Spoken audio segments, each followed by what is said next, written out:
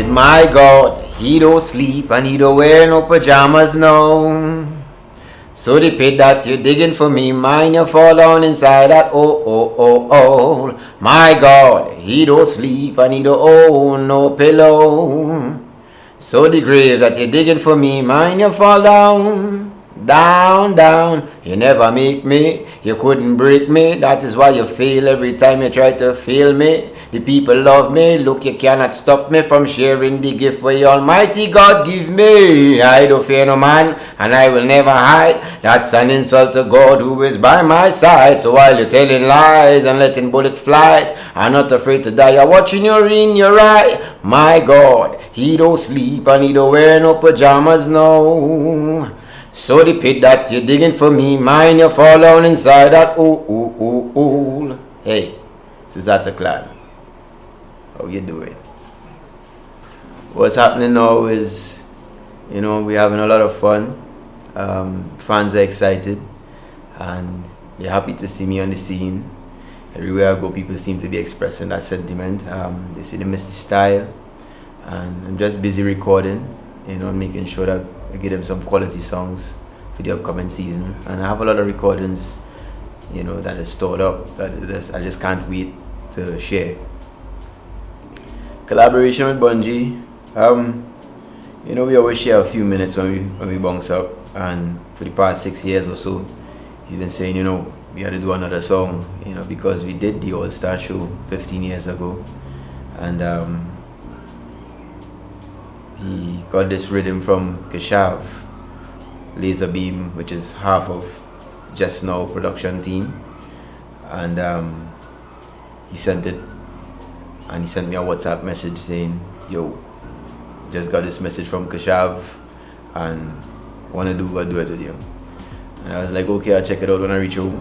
And went home, downloaded it, listened, wrote my lyrics in about 15 to 20 minutes, and I messaged him back. I said, look, I ready, my lyrics done.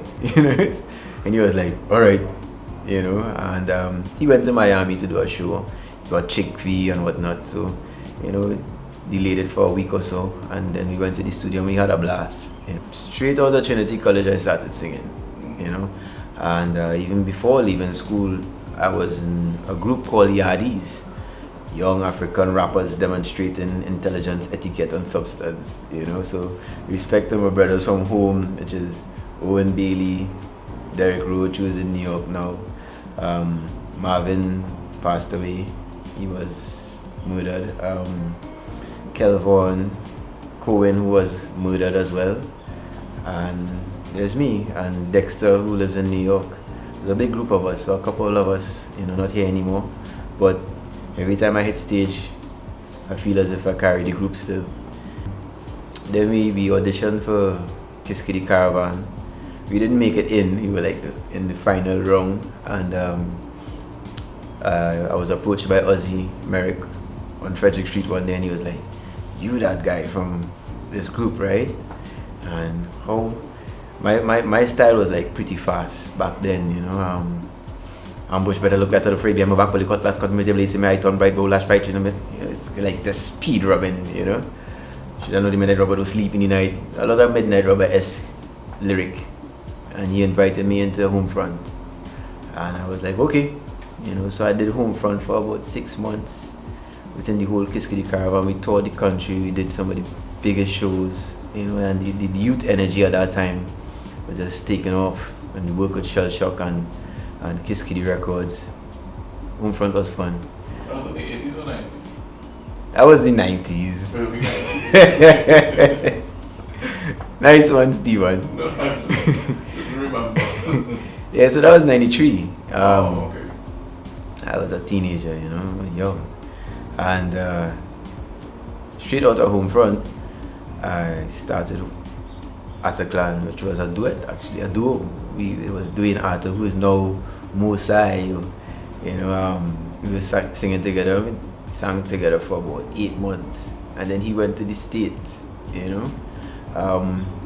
did a song called Hallelujah Breakaway on Ice Records that came out in '95, Carnival.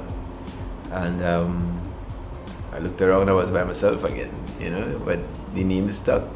And in between that transitionary period, I met Shorty I in one of the celebrating revolutions in St. Joseph at Robert Young used to throw. And I remember him, it had a lot of children there, and I was performing, and I remember after the performance he was like, "You have something, I want to find come here."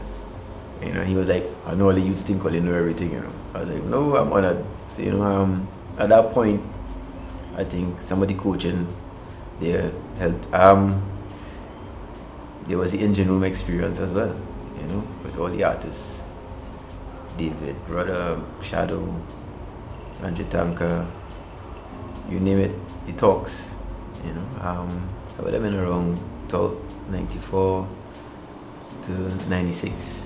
Late 96, I recorded Flambo, which people know is my first hit, you know, for Carnival 97.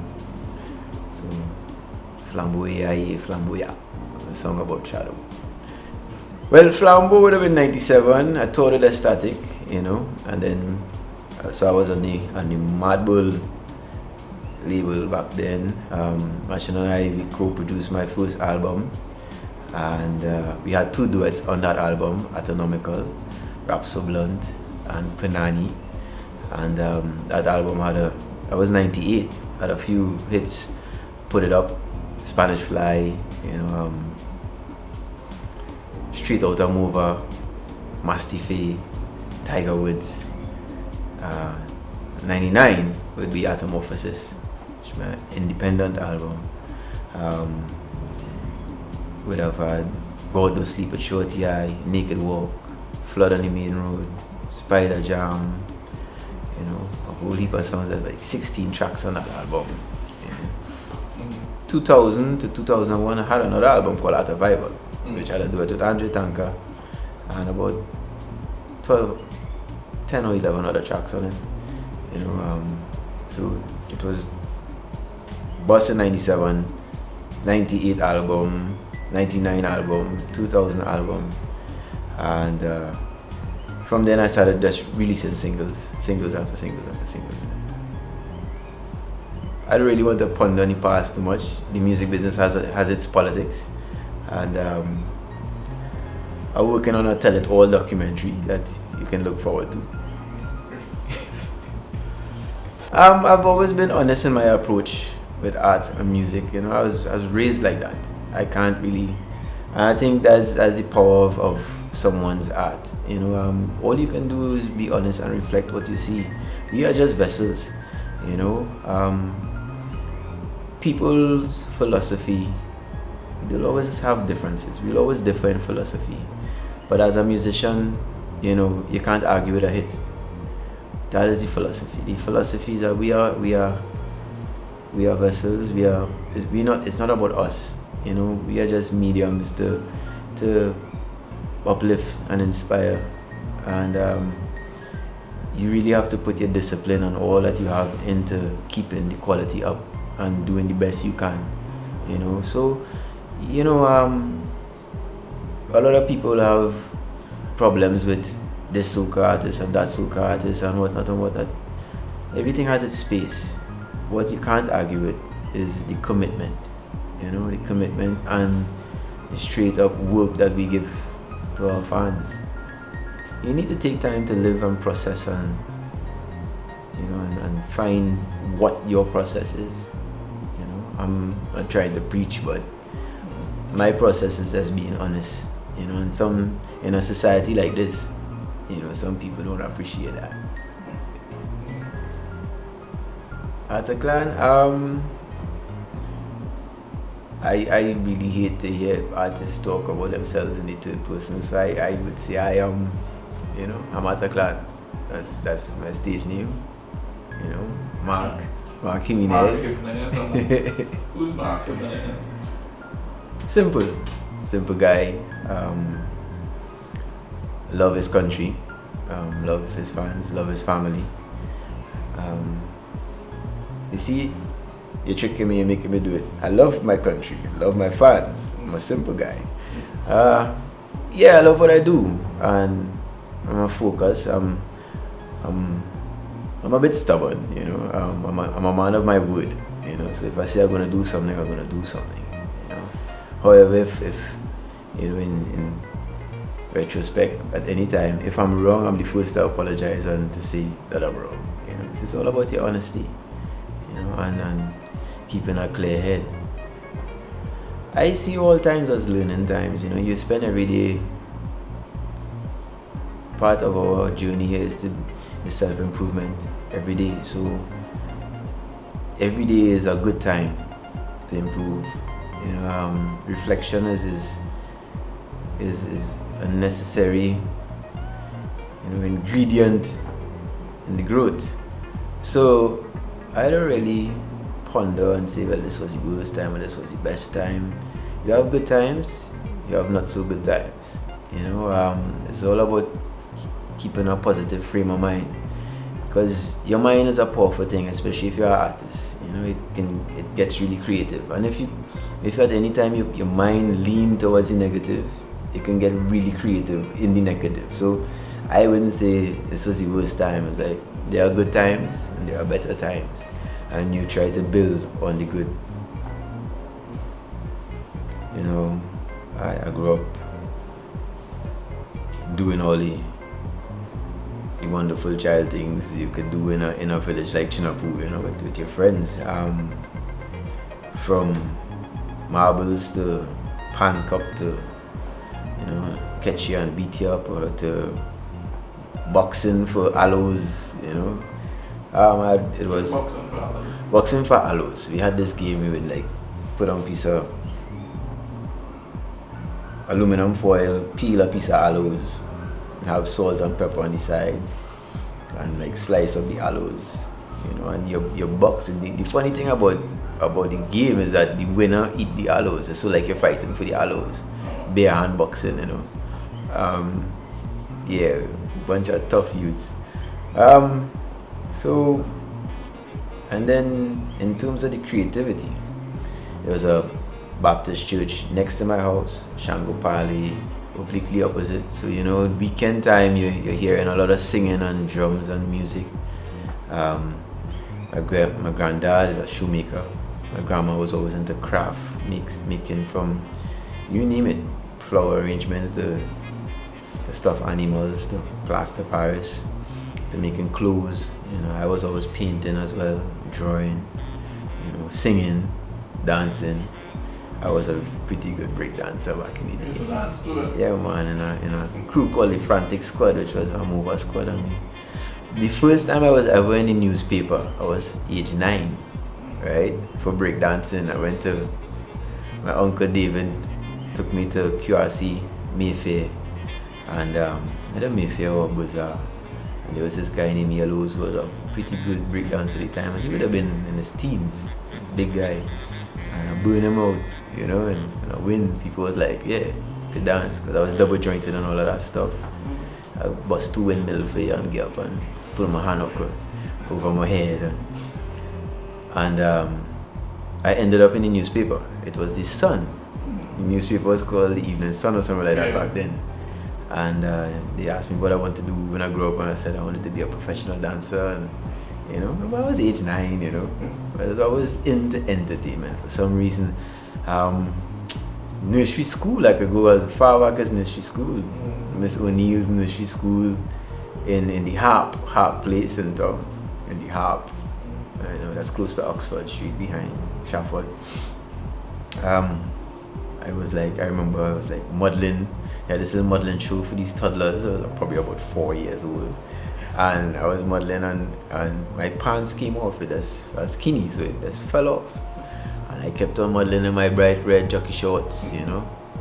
And I won an ashtray on a corgi car.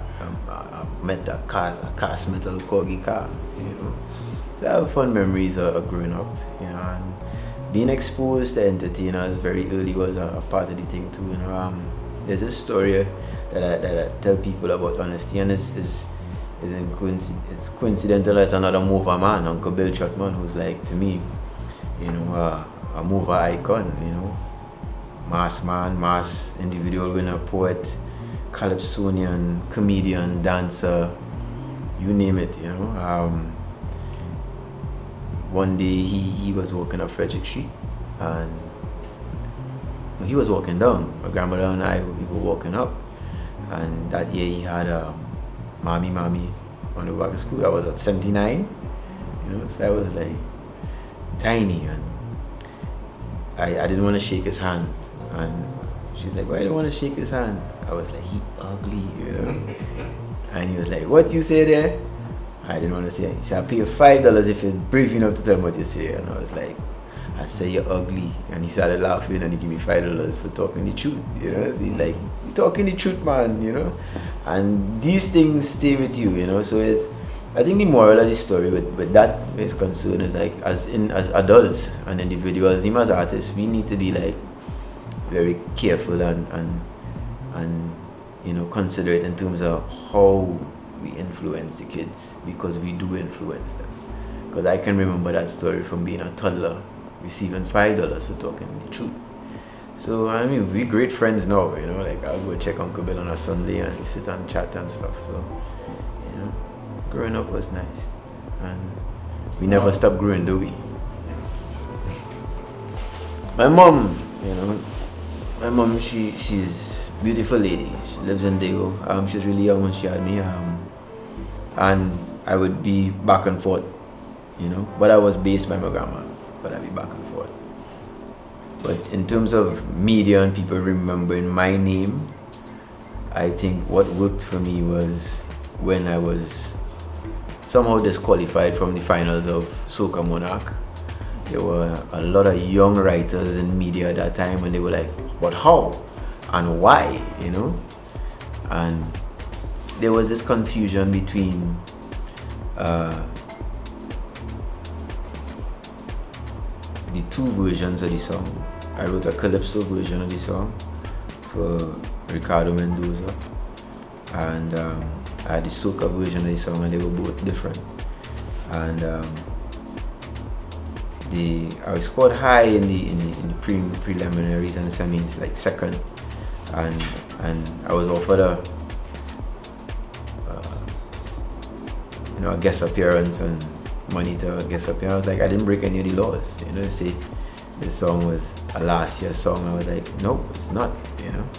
And I said, okay, your name wouldn't be in the finals, take the guest appearance, so don't. I was like, yo, I didn't break any of your laws. I read the laws carefully, and that was that. My name didn't come out, and then it angered a lot of the young writers. What year was that? That was 97. So I think what happened then is that it was the stories were in all the newspapers. Why did Ataklan get stuffed out? Why did it onto the Soca Monarch? So I think, you know, it sort of kind of locked the name there. And then when I dropped the album the next year, that was it. You know, so I guess everything grows. Yep. Yeah, it's been a challenge. I mean, I have to, you know, I'm not one of those artists who've been in the mainstream for his whole career, but I've been recording for my whole career.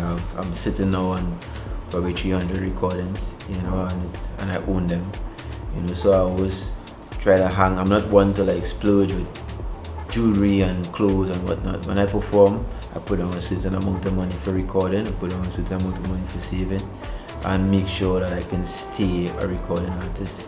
So I'm not one that had managers and sponsors.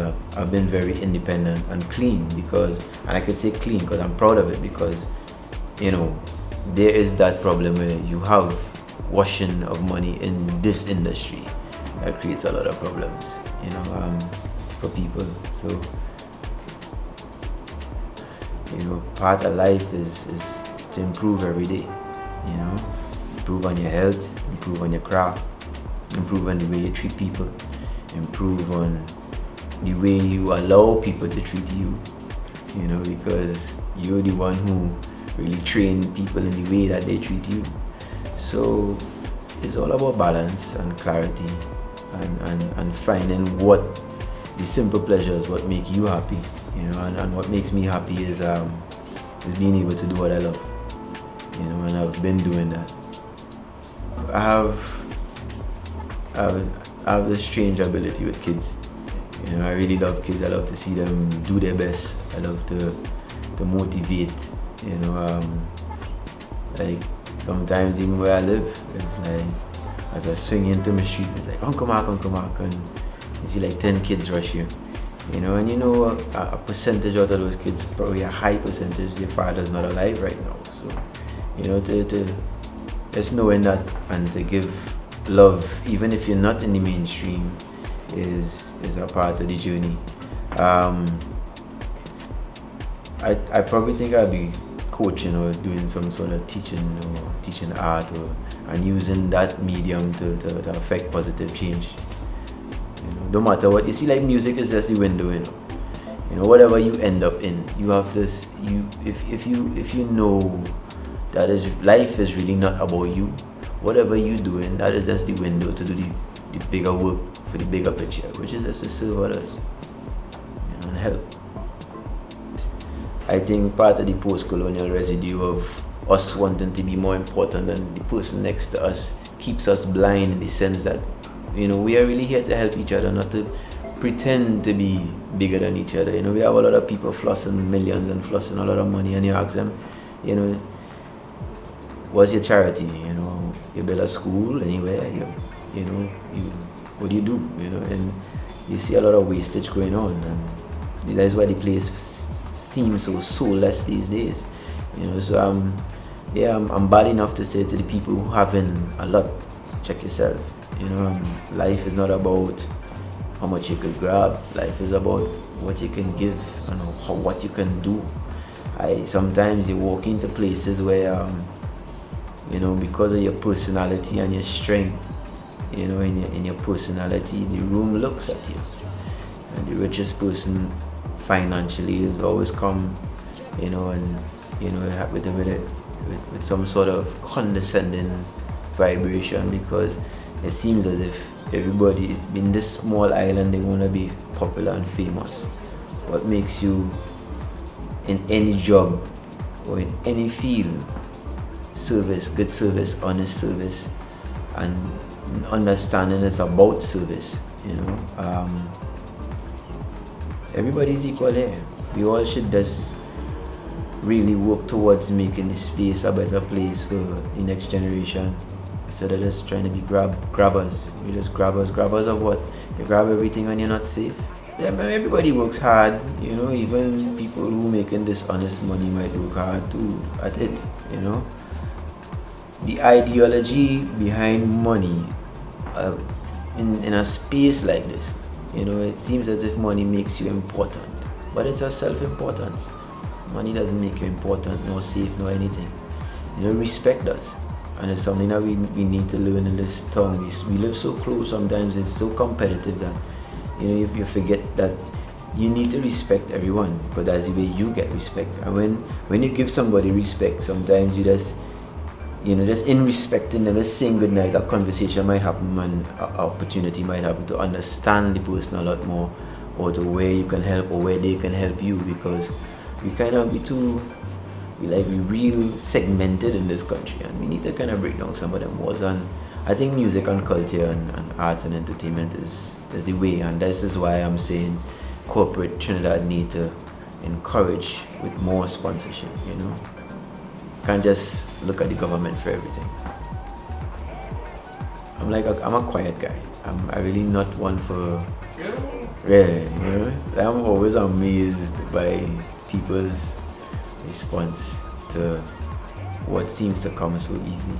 Sometimes I feel it, you know, it comes to like, it's just your natural knack can create such a, you know, that's always you know, and I really love and appreciate people, because I'm more in awe of their reaction sometimes. So you would?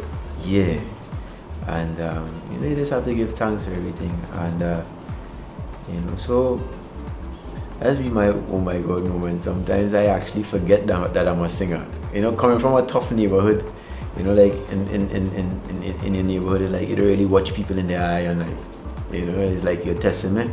You know, so sometimes you might see a young thuggy youth like watching your eye and like, what? You know, like, man, I really like this song. I have like, oh shucks, forget that sing. You know, like, so sometimes, you know, it's really a beautiful thing. I had one moment, one early morning, like 5:30, sitting in my van, you know, giving somebody a ride home after a party, and there's this hill I was on somewhere in Glencoe, really steep hill, and the garbage truck went down this hill, and then it stopped, and then reverse back up the hill, and the garbage man came off the truck and he was like, "Excuse sir, good morning." I was like, "Yeah." He said, "I could ask you a question." I was like, "Yeah." He said, "Are you Ataklan?" I was like, "Yes." And he just went off on this whole explanation about what he thought naked walk was, and I was like, wow. So yeah, I have a lot of moments. There's like nameless, it's countless, and I really appreciate everyone, in that sense. And all I could do is like,